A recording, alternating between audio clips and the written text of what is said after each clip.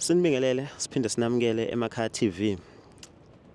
Siphethe ingosethu ethi inkinga zomhlaba. Namhlanje sihamba noSiso Sibhalele wathi eMakhaya TV inkinga zomhlaba zingixakile. Ngithanda ukuthi udaba lami ngilibeke ezweni. Mhlawumbe usizo ngizolithola.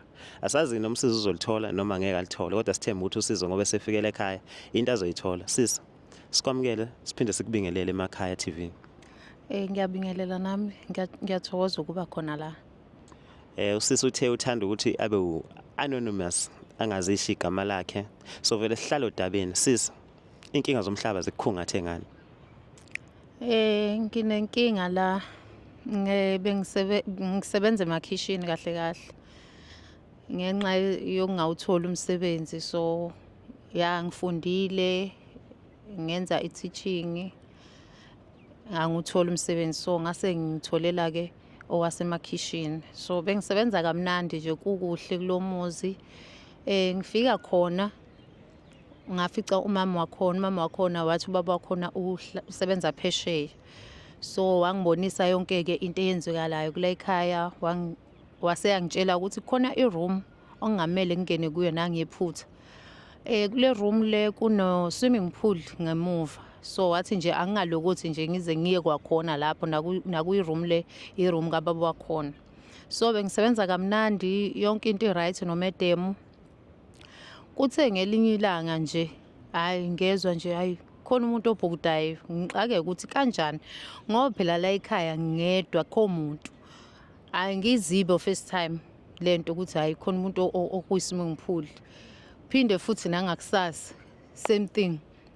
Khona umuntu obhukudayo, ngize ngideleke manje. Ngithi ngivele ngivula ikhethini, mengivula ikhethini, hayibo kunendoda emanzini. Ngize ngibuza ukuthi ubaba lekhaya shothi ufike nini noma ufike ebusuku ngilele umedema wakhohle ukungitshela ekseni, angazi. Ngaba nje nemibuzo eminingi. Ngikuthe ngisabuka nje ukuthi le ndoda ngempela ngazi ibhukude nje ekseni kangaka kwenze njani. Yavele yaphuma, emiphuma mayibabo. Indoda ayiphelele ngezansi isakhiwo sikafishi. Ngathuka ngoma, alivaleki nekhethini manje angisazi noma ngihlehle noma ngiwe noma kwenzakalani, but ngathuka. Into engakuthi ngama 30 minutes wonke ewindini ngibuka ukuthi hayibo kwenzakalani. Ngisuke lapho ngithatha ifoni ngifonela umedem ngimtshela ukuthi hayibo khona into engiyibonayo la. Athi umedem angingapanic uyeza manje. Fast nangu umfazi. Efika umfazi ngimchazela ukuthi ngibone kanje. Angithethisi, athi ngisho ngathi ungangeni kule room. Ngimtshela ukuthi no angingenanga. Ngizwe umsindo mina ngale kwi-swimming pool. Sengithake ngicheke phela ngithi mina ngedwa engiselela endlini. So ngase ngiyalunguza, ngase ngibona into kanje. Umedemu wavele nje wangithethisa. Okay, mebona ukuthi fine ngithukile vele. Uyathetha nje but ngithukile. Ngithi ayinangi lo mfazi aka-understand ukuthi mina ngithukile because angiyazi leyo nto, lento ebiyenzakala. Ngiyakubona namanje usuyabuyela egiyeni uyathuka. Nami kodwa uyangithusa ke manje. Indoda iyabhukuda. Phathapathisi ufish. Ngabe khona angazi noma khona noma akukho inkolelo ngeenkolelo. Ngiyakhumbula nje kusaphethe uMongameli uZuma khona abake bakudweba bathi unakho okodwa kwakuwumuntu wesifazane kuthiwa inkosazana. Ngesilungu bathi ama-mermaid. Ngabe wabona ufish onjalo noma ngoba simangele manje nabalaleli ukuthi indoda ewufish, indoda fish? Le ndoda lena umzimba ngaphezulu uyindoda, uyabona ukuthi umuntu wesilisa, but ngezansi isakhiwo yini bathi yini i-tail. Into kanjalo. Ikafish nje like i-mermaid nangithi vele umuntu wesifazane but ngezansi iufish. Nayo indoda kanjalo ke. Ikanjalo because misesemanzini kwakungabonakali. Inkinga yonala isephuma. Makaphuma uphuma nje uyindoda phezulu ngezansi. Hayibo, mayibabo. Ufish phela lo omkhulu futhi. So umfazi man.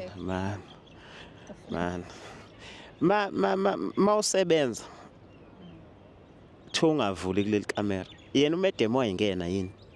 Yes, wayengena but wayengangeni uma ebona ngikhona e-dining room.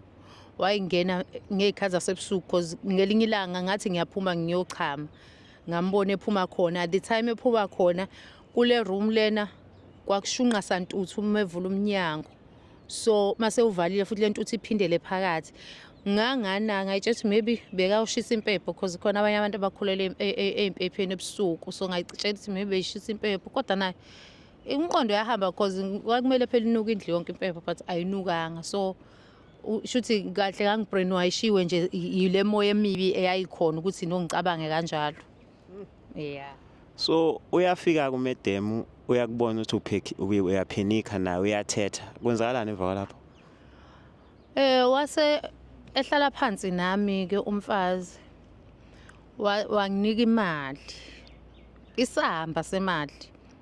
Engajwayele nokuyihola, engafiki nokufika, engaphindekile ngisho kathathu kule mali angeyona, ahleze ngiholela yona. Wanginika leyo mali, wathi wacela waze waguqa, wathi ucela ngingatsheli umuntu ngale ndaba. Wathi ke angihambe ngiyekhaya ukunika i-leave. Uma ngibuye leave-ini, mekuphela insuku zami ze-leave ke ngizobe sengiyabuya ke emsebenzini, uzobe seyilungisile lenkinga lengiyibonile. So nami ke ngajabuliswa imali phela vele nasekhaya siyayixakekela. Jabuliswa imali ke nami isamba esingaka ngagoduka ngayikhaya, ngayidlela imali ngavala umlomo. Mayethi ulungisa inkinga yena ngokwakhe phela umuntu mawuzomxoxela uthi hayibo ngibona inyoka la ejardini lakho uzothi awuthi ngihambe ngiyishaya. Yena mawumtshela why willing ukuyoyibona lento oyibonile or wavela wakhombisa ukuthi uyazi ukuthi uboneni. Ya naye ekuboneni kwami ngabona ukuthi uthukile. Ukuthuka kwakhe akusikho ukuthuka kokuthi uthuswe ukuthi ngibone into ekanje. Uthuswe ukuthi ngibone into bengamele ngiyibone. Okusho ukuthi yena u-aware ukuthi ikhona vele lento emzini wakhe. Futhi nokuthi ethi umnyeni wakhe uphesheya kanti umnyeni wakhe uyena lo kade ngimbona emanzini. Wayithuswa yilokho ukuthi maybe imfihlo zakhe seyivelile ngabe wayizofihla kuze kube nini I don't know, but wayithuswe yilokho ukuthuka lokho not ukuthuka lokho ukuthi ngibone into angayazi because kube ngangibona into angayazi wayezokwenza inhlelo ezithile ukuthi naye ehambe yo-check because akabukanga ngisho ukubuka ewindini akenzanga nix. Wafike nje wangithethe okay fine. After that wasehlisa umoya ke senginika le mali ke ngibribe ukuthi angigoduke ngekhaya. Mana ongihlebela wafike wayikhipha imfihlo ekhaya noma wathula? Ngathula maye, ngathula namanje nje ngiyakhipha nje le mfihlo lena angazi kuzowenzakalani emuva. Angazi kodwa khona ngeke ngikwazi ukuhlala nakho because kuningi osekwenzakalile, kuningi okusazokwenzakala ngokubuka kwami. So maybe kuzongisiza khona ukukhuluma, maybe ngingathola nosizo. Kuningi okusenzakalile, kuningi okusazokwenzakala. Kusho wena. Yaphela i-leave, wabuyela emsebenzini. Kwenzakalani? Ngabuya ke kaSihogo Nkosi yami. Ngangasakhona nokukhuleka. Mengithi ngiyakhuleka ngivele ngiyibone le ndoda lena emehlwe ngicimezile cimezile ngivele ngiyibone le ndoda iqhamuka ihamba njengoba ngangiyibona iphuma emanzini iza straight kimi. Mengithi ngiyakhuleka hayi izindoda hayi ngicine ngiyeke ukukhuleka. So ngabuya ke mengibuya ke uMadam after 2 days ethi yena uMadam ucela ukukhuluma nami. Hlale phansi yena uMadam ethi uMadam hayi Ntombi ke njengoba wabona lento ayibona ubaba la ekhaya ke usefuna ukuthi umanelise ngokuthile kuze ezokwazi ukuthi uvikeleke kungenzeki lutho kuwe. Mase ngibuza ukuthi kanjani masethi yena kumele ulale naye. Habe ngilala kanjani manje nofishi? Athi hayi khululeka uzobona nawe. Hayi ngisamangezwe yilokho nje ukuthi ngilala kanjani nofishi kodwa futhi noma kuthiwa akasiwufishi vele bengisazomangala ukuthi ngilala kanjani indoda yakhe. Fine. Ngase ngiyasho ukuthi hayi ngeke ngize ngikhona. Wathi umfazi-ke naye ayi sisi uma ungeke ukhone uyabona umyeni wami uzoqala ngomama wakhe ekhaya amlahle phansi. Eze ngobaba wakho amlahle phansi. Eze ngodadewenu uyoze egcine ngomntana wakho-ke because nginomntwana-ke mina oyi-1. So wathi uzogcina ngomntwana wakho-ke. Mase egcinile akagcinanga futhi ngayo. Uzobe seza-ke kuwe-ke wena mnikazi wendaba-ke sezokunqoba wena-ke kuququde. Hawu kanjani manje mfazi? Athi umfazi-ke wena uzokwenza lokho engikutshela khona. Lapho ngiyaphenika angisavumi lutho ngiyabona nje kunzima nokuthi ngiphindele ekhaya. Ngizophindela ekhaya kanjani sengitsheliwe ukuthi vele sizoququdwa. So okay ngathi hayi Nkosi mekuyintando yakho uma wawufisa ukuthi kube kanje ngizokwenza njengoba esho kumfazi. Fine ngigcine ngivumile-ke. Wasethi-ke na-ke uyabona-ke futhi-ke ngeke ugcine nokulala noma no-husband wami but uzoba nemali eningi njengoba nami nginayo njengoba ngi-rich kodwa uzoqhubeka usebenzela ekhaya even though unayo leyo mali. Khona elinye iside lithi ngoba vele siyayithanda ngimathanda wesifazane. Kwelinye iside okay fine ngiyayifisa le mali kodwa manje nali leli elimnyama leli engingafuni ukuthi lize lingene engqondweni yami. So-ke hhayi kwagcina ukuthi yena-ke ngivume-ke ngoba angangena choice. Kuhambe-ke isikhathi-ke hhayi ifike-ke indoda ebusuku ifike iyilo fish imifika hayi ngangiyibona ifika into engingakwazi uyi-explain-a le ngangiyibona ifika but ukuthi ingilale kanjani nini kwakungiconfuse lokho because ngimbonile efika vele ufika ehuhuluza ngibe embhedeni but ukuthi ungilale kanjani angazi kodwa ekseni ngangivuka ngizwe ukuthi no ngilaliwe ngiyafeel ukuthi ngilaliwe futhi kamnandi yabo nje kamnandi nje isho ukuthi ngi-enjoyile kwakhona ebusuku. U-enjoy ufishi? Cha phela njengoba ngichaza ukuthi angazi kanjani noma wayegumula lento kafishi I don't know kodwa khona ngangizwe ukuthi cha ngi-enjoyile ukuthi kanjani namanje angikwazi ukuchaza lokho kodwa khona ngoba ekuhambeni kwesikhathi kwahamba isikhathi hayi nomuntu wami ngangasamuzwa yabo nje mengithi ngizama ukuheva naye kube ngathi nje kuyiphosekela nje itshe phakathi nje emgodini nje engezwa lutho nami ngezwa lutho ngicabangele leyo fish lo fish nje ohlezi sengqondweni lo fish sengqondweni kodwa inkinga ngazi ukuthi ngidlala kanjani kodwa khona ngangi-enjoy angifuni ukuqamba amanga. Manje-ke nje senginenkinga-ke angisakwazi angisamfuni kwayena uboyfriend wami angisamfuni nje nhlobo ngoba angisamuzwa nokuthi uyinto enjani. Okay fine-ke kuhamba isikhathi-ke fine senginayo imali nginayo yonke into sesingomedem sobabili phela vele sesilana nendoda eyi-1 but ngisasebenza kodwa nje kumnandi. So into-ke engiphethe kabi-ke engidinga usizo lwayo elokuthi cha angisathandi vele ekuthenini angisathandi hhayi ngoba nakho ngangithanda kwasekuqaleni ngangiphoqiwe ngangingathandi kodwa sekufike esikhathini sokuthi manje sengiyagula senginezifo nje ey'thile ezenzakalayo lana ngaphakathi kimi kuphuma nje izinto engayi-understand-i ngizwa ubuhlungu mengimtshela umedemu ethi yena no kuzodlula naye kwakunje kuye fine mina-ke sekunzima kakhulu angifuni ukuqamba amanga ngoba okunye nje kwaphuma ngithi ngiyageza waphuma kungathi kusafisha inyana kutshopiza kugxuma.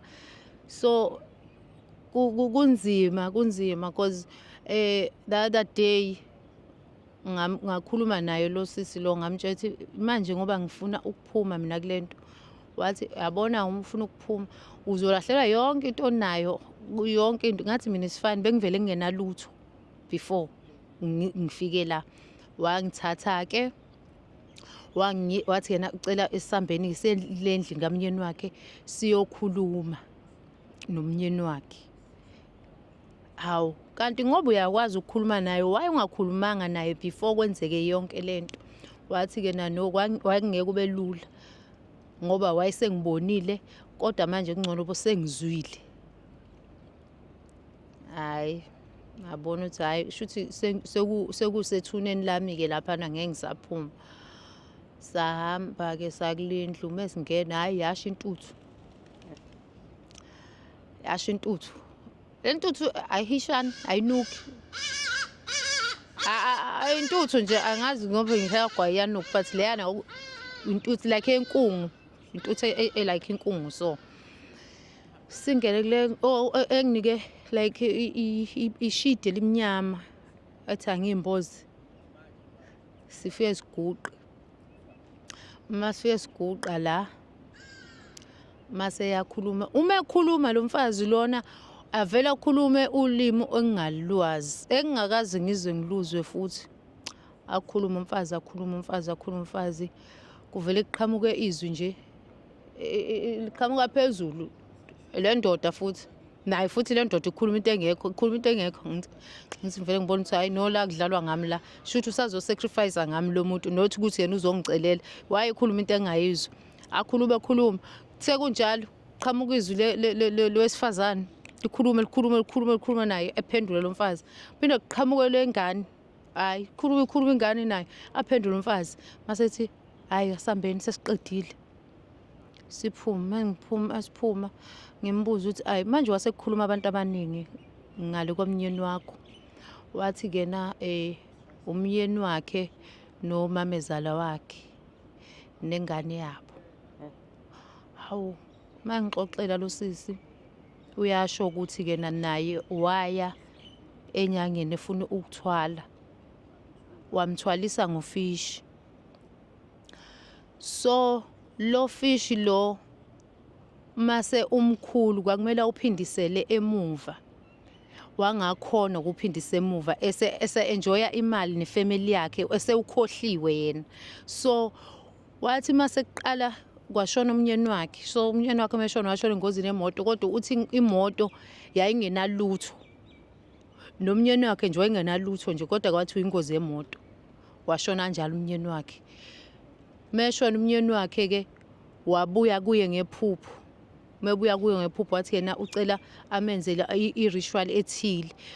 Lo sisi lona angiseyikhohle le ndaba kafishi so waphindela back enyangeni athi inyanga no angithi wena ngakunika into ethile ngakunika incane ngakutshela ukuthi masikhulile kumele wenze i-ritual every year wena wenzani wayikhohlwa wadla imali. So umnyeni wakho ke sekuyena umuntu osacrifice ngaye uyena osezokulethela le mali obuyifuna. Shuthu usisi uthi yena hayi ngikhale ke nginqabe nomnyeni wami nginqabe masithi inyanga ke kahle vele ngoba sekuze konakala kuzolandela uma wakho naye uma wakho ufuneke uthwale ngaye.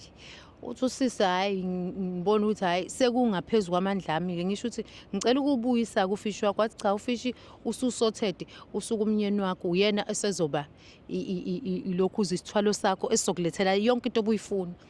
Uthi usisi babe nengane eyodwa ke nomnyeni wakhe uthi kuphela unyaka at the time kuphela unyaka ngithi wakumele ehlabele le fish wangahlaba kwahlabe kunini. The next year kwahlabe ingane yakhe.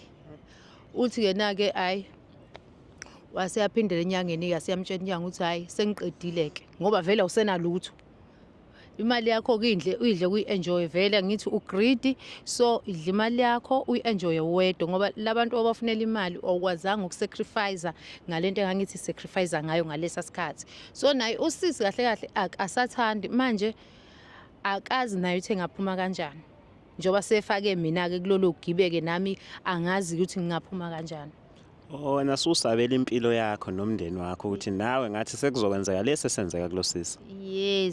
Yes kodwa ke mina ngisabela impilo yami ukuthi yena nefamily yami ukuthi mina kuzoba kungasiyinyanga but kuzobe kuyilezi labantu bakhe abazodla eyami family. Usuke waya mhlambe wena enyangeni or kubathandazi ngalolu daba noma uyaqala ukulibeka la? Ngiyaqala ukulibeka lana ngoba sengidelile angisho njalo because ngadonswa ngendlebe ukuthi ungatsheli umuntu. Uyabona manje ngithi sengiyasho sengiyakhuluma okusho ukuthi vele sekungenzeka noma yini. Asithembe ukuthi le video izofika kubantu abazokusiza ngaphambi kokuthi ifike kumlungu wakho. Engithemba nokuthi nesizulu akasazi mhlambe kodwa phela ngoba mhlambe indoda yakhe ikhona nje yasibuka nami sengithukile. Kodwa sithembe ukuthi le video izobonwa abantu abanamandla okulapha ngokwemoya, abanamandla okulapha ngokwesintu. Since lo muntu into zakhe ayilanda enyangeni, ngicathi inyanga yizo futhi engakwazi ukuthi zidestroy yonke lento le. Zingakwazi ukuthi zikusize. Sithembe ukuthi nomnyeni wakho ngeke ayibone mhlambe naye akasakuzwa nje ngoba nawe ungamuzwa. Kodwa sithembe ukuthi abantu bazokusiza-ke ngoba usisecela ukuthi ucela usizo. Inyanga-ke ngiyayithemba ezeqiniso zizoyibuka le video, zizosithinta, sikuthinte, ikwazi ukuthi zikusize ukuthi noma uphumo ngoba ula mawuthi awusabuyeli kuloya muzi. Kube ukuthi konke usathane lo uphila kuloya muzi ushiye khona esangweni la ohlala khona. Ya khona ngiyalidinga usizo olwangampela. Okwangampela khona angaphumi laphayana. Angazi ukuthi kuzokwenzakalani-ke mengifika. Mhlampe ngiyofika vele umnumzane enolaka ukuthi sengikhulumile noma kwenzakalani. Khona nomkhuleko ngiyawudinga kakhulu. Umkhuleko wona obaluleke kakhulu kunakho konke because uma ngathiwa nje njengamanje ngoba nibuka niyangikhulekisa ngithi mengifika nje ngingabonakali nokuthi khona into engishilo or sengenzeni because akukho lula ukuvela uphume nje ngithi awuthi ngihambe sengiyashiya phansi ngoba angazi ukuthi ekhaya kuzokwenzakalani. Kungcono ngihlale until ngithola umsamaria Nkosi yami olungileyo ozokwazi ukungisiza. Angalindeli futhi ukuthi ngiyomkhokhela imali ngoba phela mengimkhokhela imali ngimkhokhela ngayo le mali le eyesinyama. Ukube ngumthandazi, ukube ngiyinyanga, ngabe ngiyamkhothisa usisi. Mbukelo eMakhaya TV siyayivala njengamanje. Usizo solithola, iluleko sizoyithola kuma comment section. Sithembe futhi nosisi uzothembakala ngoba nami le video nje ngiyivala ngithanda ngazi noma le ndoda safishi iyangibuka. Angifuni nami ukuyithola sengigaxele. Siphinde sidibane futhi ngesiqephu esilandelayo. Inkinga zomhlaba. Bye bye.